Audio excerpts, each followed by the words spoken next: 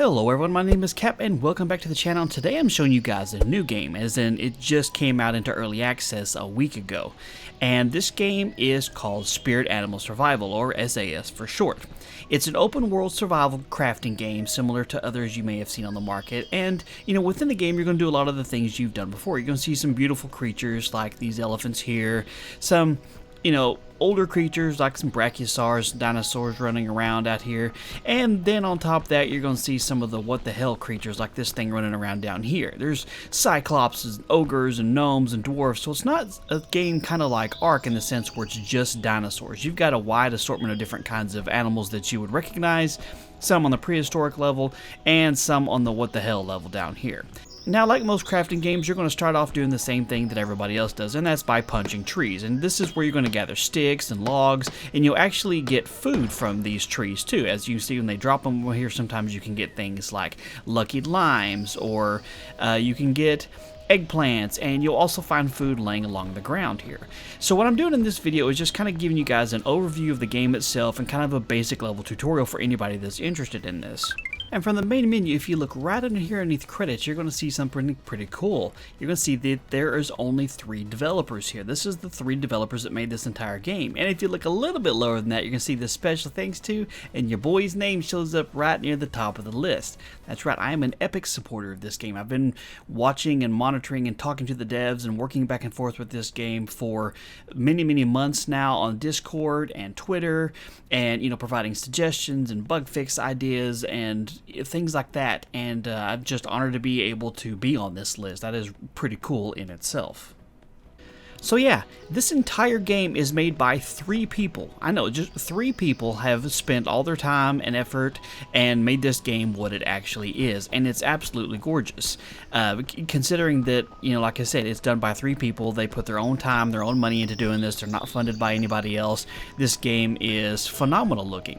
Now, the game world itself, it consists of multiple islands, and on each of those islands you're going to have an instance, which is pretty much like a boss fight. The game itself, the entire world, is about 100 kilometers square, and so it's a gigantic world, and it's procedurally generated, so literally you could hop on a boat right off into the sunset and drive on forever. Now, of course, you're not going to find anything after you've gone out a certain distance, because that's just the way the world is, but you do have this gigantic open world here. And real quick, before we get too far into the actual game itself, just a quick overview of the interface itself. You got your oxygen, health, stamina, thirst, and hunger along the right side. You got your tool belt items at the very bottom. You got your hotkeys for your mounts and spirit animals, which I'll cover those a little bit more. The icons to the left and the right are how you access in-game things like settings and inventory and tribe management, etc. And along the top is the compass. Now, if you look up along the top of the screen here, you're going to see that you have your compass here that kind of moves along with you. And as you highlight these different kinds of icons that you'll see along the top, let's see, go to this one right here.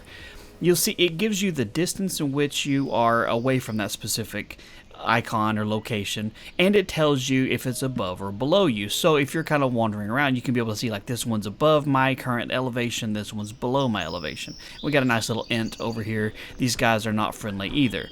And see, as I get a little bit closer, he's going to start coming towards me because that's just what these jerks like to do. So I'm going to try and run away. And of course, in a survival game, you expect to be able to build some things. I've just barely started out, just kind of a small little house here, just a little 2x2 room here, just something to get me out of the weather. And I'm working up the materials and stuff to be able to put a roof on here and be able to put some chests in here to store my stuff. But it's got a really intuitive style building system. If you go under your menu here, you can see that you have all kinds of different things. Under your building menu, you've got tons of different kinds of options here for your foundation, your rooftops, your walls, your door frames and stairs and pillars and all the kinds of stuff that you would want to use to be able to build onto this thing. And it does a really good job of making sure that it snaps into place, and I'll show you here. So let's say you got just a pair of stairs here. You can see it kind of highlights green, and when you click it, it just snaps into place. Like similar building styles, it's not real hard to be able to build in this game. And then of course within here you can see all the different tools that you have you can build, and if you click on each one, it'll tell you the requirements, your level, the number of sticks that you need to be able to build it. Same things for weapons. You have ton of different kinds of weapons down here, all the way from, you know, a sharp stick all the way up to a hunting rifle, revolvers.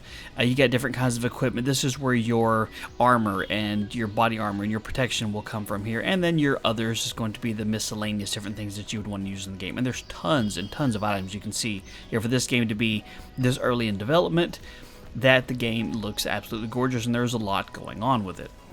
And before I get into the gameplay too much, I want to tell you that this game is in early access. It is, you know, still in development, and it is on Steam. And I will put the link to the game in Steam in the video description down below. You can go check it out. And I'm also going to put a link to the developer's Discord channel. If you do have a Discord account and you're going to be playing this game, or even if you're just interested in having questions about it, go jump in over there. The devs are some of the nicest people I've ever encountered. It doesn't matter whether you're a YouTuber or just a brand new player. They talk to everybody, they answer questions. If you have suggestions or you find a bug in the game and mention it there, they have tons of channels for being able to, you know, get the information across to them. And they're some of the nicest developers I've ever had the pleasure of talking to.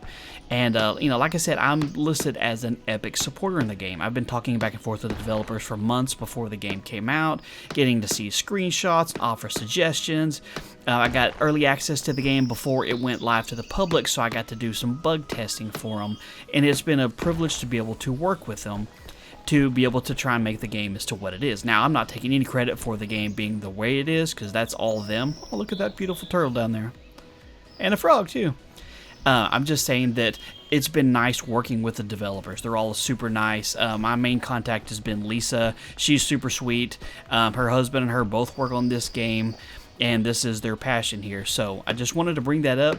If you are interested in the game, you can go check it out. You can go talk to the developers on their Discord channel, which I'm in there as well. If you stop in, be sure to say hello, so you know, they know that you're there.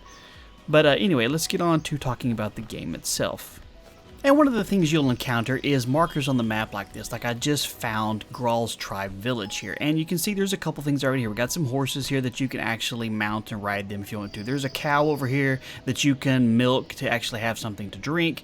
And then you have to deal with the locals that live around here. So you got these little bad boys coming at you right here. So you want to, you know, make sure you take them out. Make sure you come equipped to be able to fight them. And then after you take them out, you have the option of looting them. So you may have something like this. I got some leather and I got some raw meat, and so this is where you can get some of your items, but just keep in mind that you have to be able to take them out first. But once you've cleared the area out here, you can set up shop in this one if you don't want to do building yourself. You've got a couple of these little houses and some, you know, hanging leather here, so it looks like an old school Indian tribe. Like I said, you got a source of milk, you got a ride here, you got a little house you can park your butt in if it starts getting dark and you just need a place to hide out. And something else that's really cool in the game is that there are things called epic mounts, which you can acquire through playing in the game, defeating bosses, and building things, you know, like you normally would with a progression system. And one of the things that you can actually get in this game is a dragon. And so you can actually ride around on a dragon. This is a flying dragon, and so you can fly around the map. It makes it a little bit easier to get out, of course, and this particular dragon is one that breathes fire. So you can actually use that as his attack when you're flying around. You can try and cook animals. And, you know, that is just awesome. How often you get to fly around on a dragon. It's pretty cool. There's different kinds of mounts you can get. You can see I have the dragon here and I have the raven. So I can actually switch over and fly around on a bird. You know, of course, this is going to have to be a big bird to carry my large butt around. But it is something you can actually accomplish in this game, is to get these kinds of mounts. And it's just a really cool addition to the game that makes it a lot of fun to be able to travel around the map. The game does feature a real-time day-night cycle, so it actually gets light and dark. It's got weather system right now, which they're still working on it. But at times, you know, a rainstorm will come in. You'll get to hear the thunder and the lightning. It'll, you know, you can see the rain. It gets darker, and it's the traditional style weather system you would hope to see in a survival game.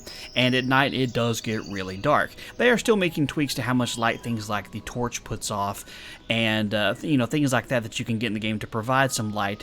But of course, you are on an island here, so at nighttime it's going to be incredibly dark, and it makes it a lot harder to see, and so it makes it a lot easier to get your butt handed to you by something wandering around in the dark.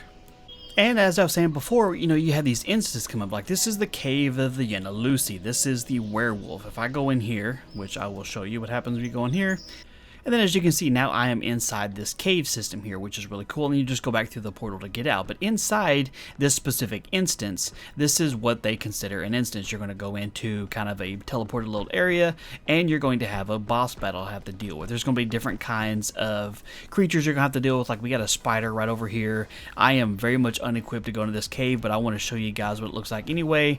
But you can see there's all kinds of cool stuff to see inside the caves, other than just the things that are running around trying to kill you as you explore and make your way through there. You know, you'll find different kinds of creatures and enemies and stuff like that little spider who's going to try and chase me around now. Things are not going to go well for me. He is a much higher level than I am, so I'm just trying to evade him right at the moment, just to kind of show you guys around what it looks like. And if you're lucky enough to survive the instance and make it back out alive, then you'll see that you have a new option in the game. You've unlocked the ability to morph into the creature that you just unlocked here. Like for instance, with this werewolf battle, I have now gained the ability to morph into a wolf. That's right.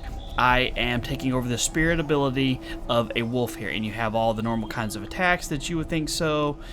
It's just, everything is freaking awesome. But yeah, so that's one of the things that's different than most other survival games I've ever seen before, is that you have these abilities to be able to change into different kinds of creatures here.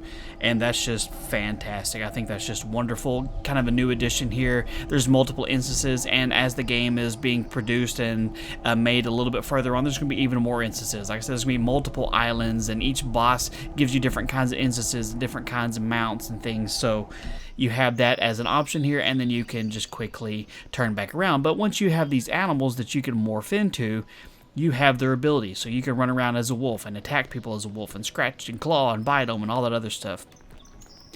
But all in all, this game is really cool, and of course it is gorgeous. I mean, just looking at this, you know, this terrain rolling out here, that, you know, I'm just kind of blown away by this. Is all done by 3 people.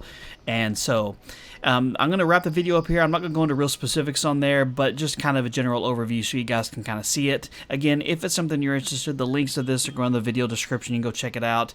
If you have any questions, you can ask me down below, and I'll see if I can help them out. I'm still learning the game as we go, because things are always being added and changed. So if you have any real specific questions, you might be better off just jumping in and talking to the devs themselves, or even other gamers and myself in the Discord chat. And, you know, we'll just kind of go from there. But, you know, hopefully you guys enjoyed this and found it useful, and maybe you'll go check out the game, because it's a lot of fun, and it is just absolutely beautiful. In the meantime, hope you guys enjoyed the video, and if you did, do me a favor and hit that thumbs up button down below the video. You know I appreciate that. And be sure to subscribe if you're not already, so you don't miss out on future videos, and be sure to click that little bell icon so you don't miss out on future uploads and get notified when a new video goes up. Thank you guys so much for all your love and support on the channel. You guys are wonderful, and have a wonderful day, and I'll talk to you later.